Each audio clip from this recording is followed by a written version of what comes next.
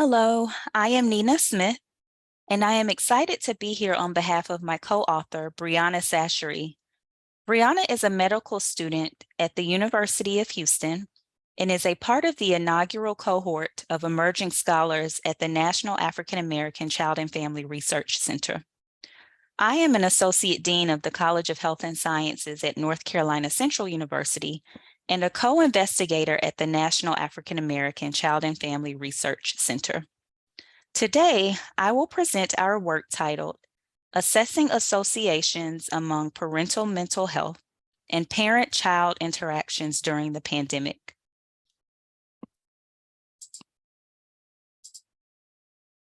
Mental health remains a public health priority in the United States, so much so that the Healthy People 2030 initiative emphasizes the prevention, screening, assessment, and treatment of mental disorders and behavioral conditions.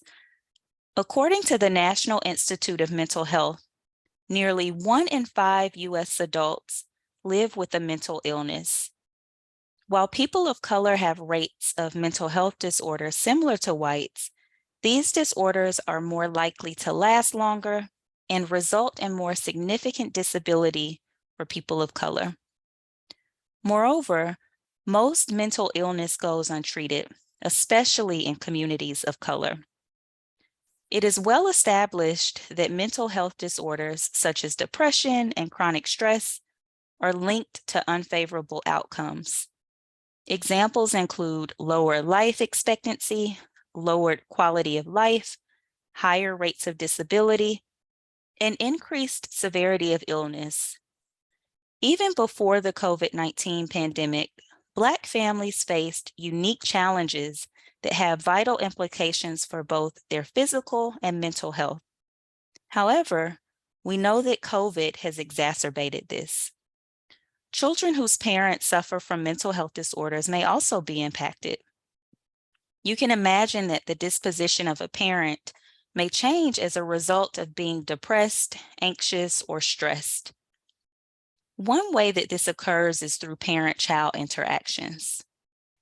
Therefore, our aim was to understand the role of mental health in shaping parent-child interactions during the height of the pandemic.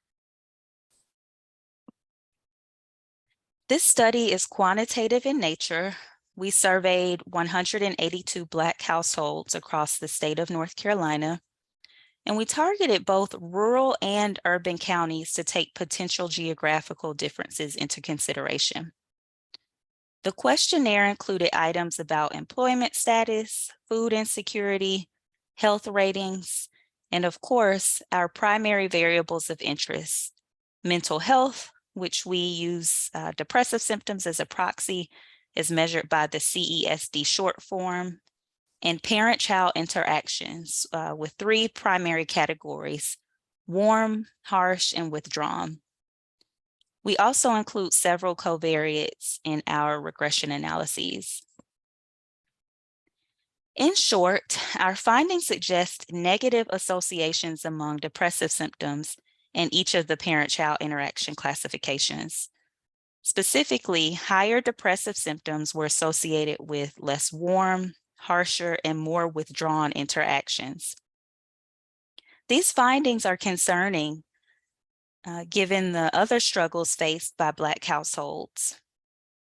Furthermore, our findings suggest an added layer of struggle for Black households to face in the midst of a global pandemic. We look forward to unpacking these findings further.